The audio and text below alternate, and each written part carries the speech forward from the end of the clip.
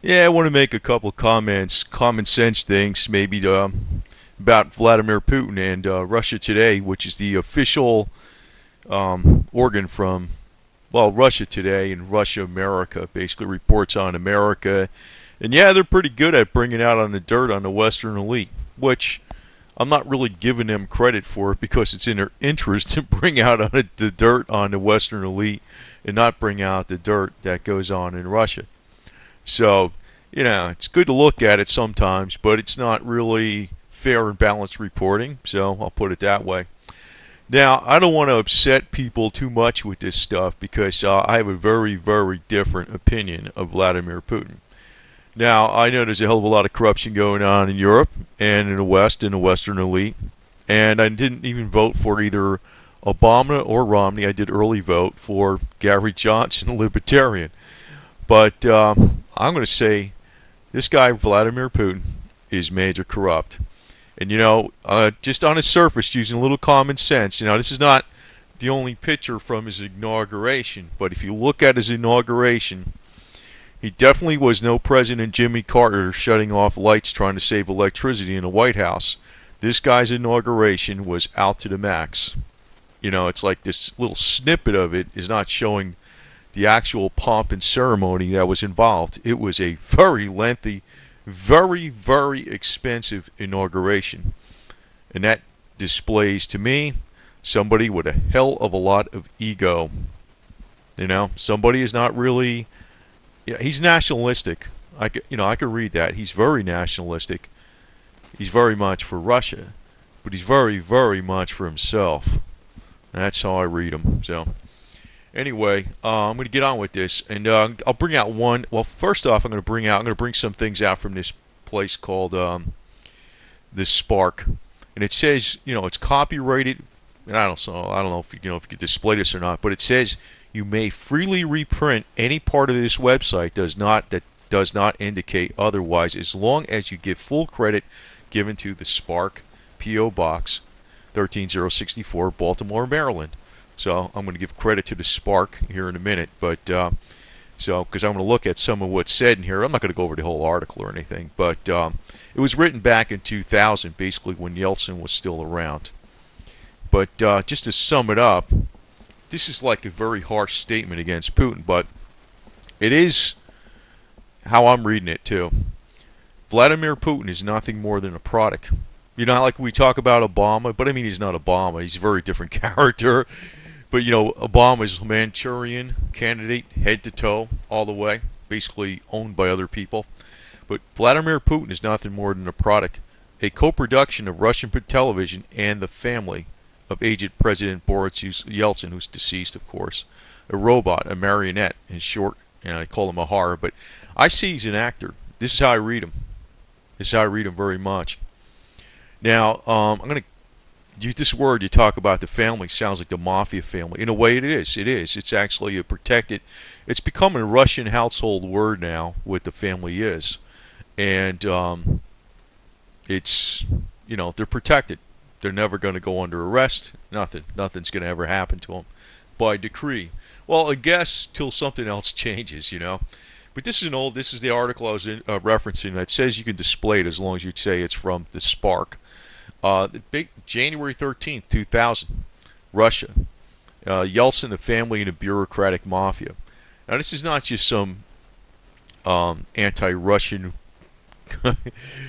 propaganda from the West. I know there's a lot of things some people would think this, but I realize though in Russia there's I think the support for Putin is split.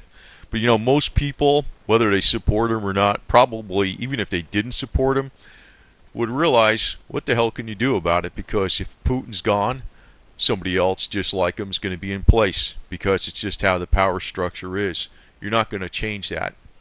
I'd like to see if this guy Putin or somebody like Zhirinovsky were such great guys. Like Zhirinovsky who pass out ice cream to people like, in $20 bills or some crap, like he's a big philanthropist. And some people would see that display of philanthropy, and I look at it like that is a blatant, passing out chump change while you're ripping off people. But, hey, I'd like to see him, pass out Ural motorcycles, those two-wheeled drive, reverse drive motorcycles made in Russia. What a case of vodka and and beetroots or some garbage for good health in the sidecar out to as many people in Russia as possible. I mean, if they're going to do something substantial. Don't throw out pennies. That's basically a marketing ploy that they're nice guys. Now Putin actually, I do realize when you look at him, he looks like the innocent boy that's something you would think is. He looks very sincere, but I see it as an act. And I just look at the pompous ceremony that's around him and how much he uses state facilities. Maybe they're not his own, but there's other research that says they're wrong. But what this goes on to say, this is from the Spark. Above all, what really matters is the family. At Yeltsin's clan is called in Russia. They are granted legal immunity from arrest, searches of house or person, and questioning for the rest of their lives. And as I was pointing out, Putin came out of nowhere. He was put in power.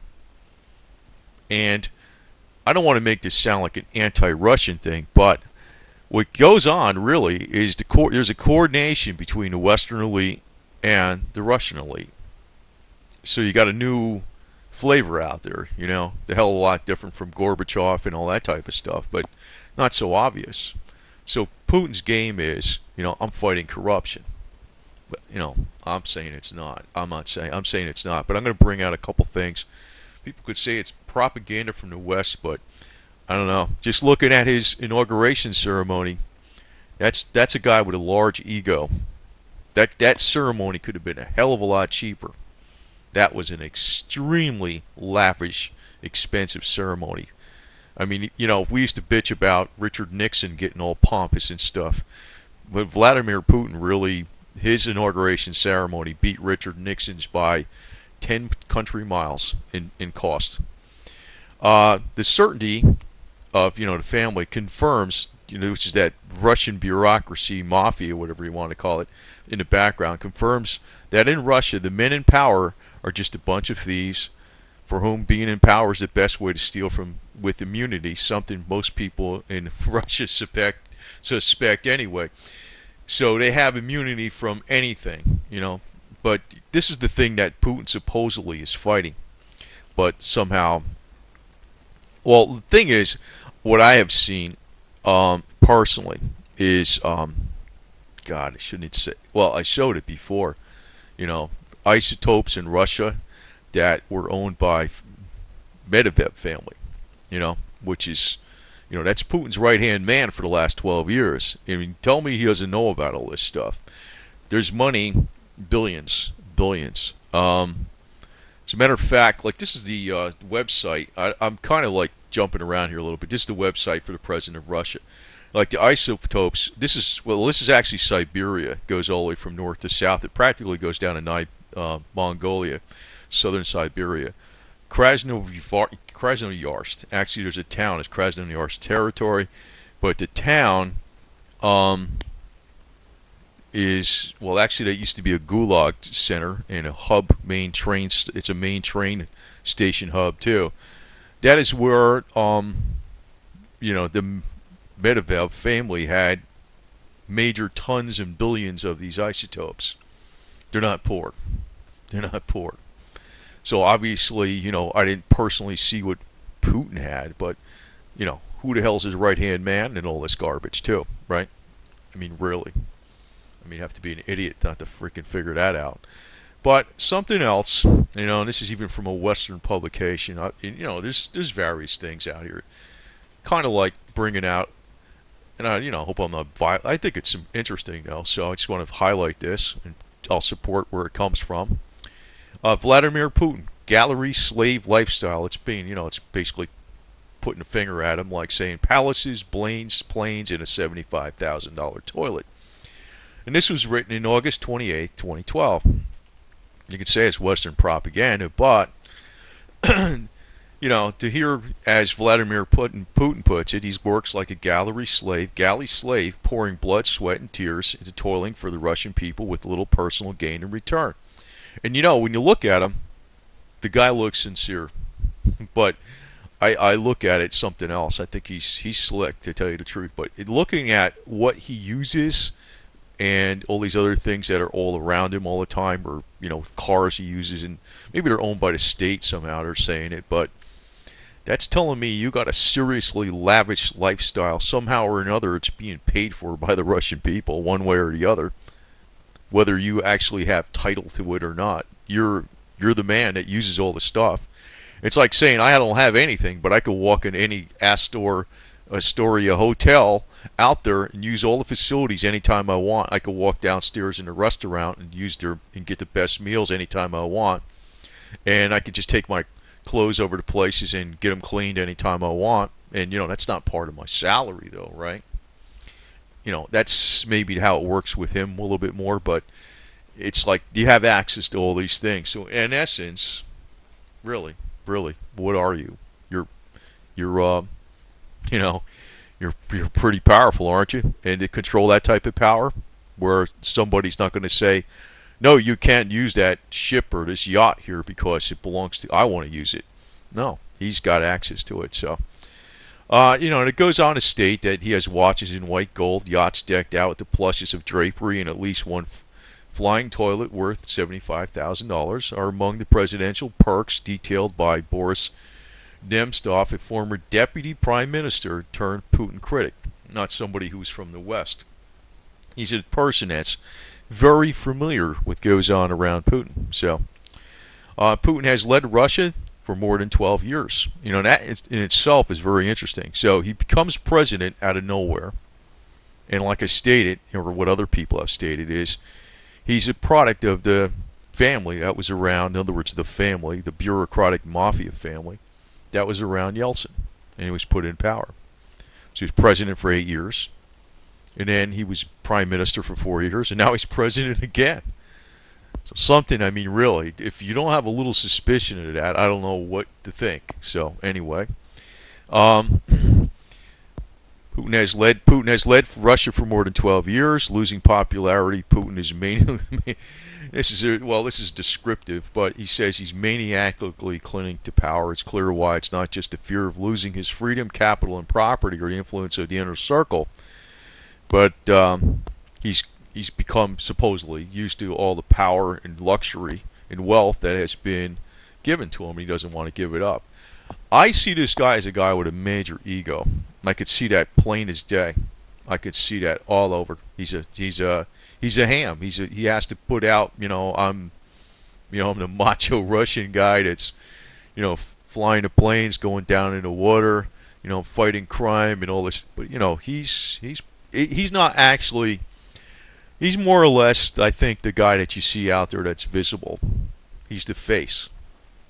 But the same thing is controlling everything from behind the scenes. So he's not really, he's not like, I wouldn't accuse him of being the head criminal in Russia or anything like that either, because he's too busy being, going around meeting people and doing the publicity stunts and meetings and all this type of stuff. But the real control behind the scenes is still very corrupt, and they work with the West all the time. And I've seen some of that, and I've seen some amazing wealth. And I want to point out, they have physical assets. They have tons and tons of physical assets, like crazy, in warehouses, big time. They're not stupid. They're not relying on some piece of paper. Like that was one of the things that pushing out with the gold and silver crowd and everything. Hold on to physical assets because the Western financial system will collapse at one point in time. That may be true. And that is a Golitsyn, Major Golitsyn, Anatoly Golitsyn, somebody I've studied a great deal. That is a prediction. And that is something that actually is being counted on long range. But the problem is, if you as a Westerner, let me get on with this, so excuse me. According to the authors, Putin has overseen phenomenal expansion and awarding of presidential perks. At his disposal are 20 planes and villas, a fleet of 58 aircraft, flotilla of yachts, worth 58 million euros, and a watch collection worth 22 million rubles, and several top-class Mercedes. So maybe he don't own them or something. Maybe he doesn't have like the bill of sale. But damn it, he sure has use of this stuff, doesn't he?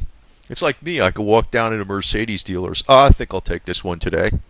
You know, thank you. You know, I got presidential credit card. I could gas up anytime I want.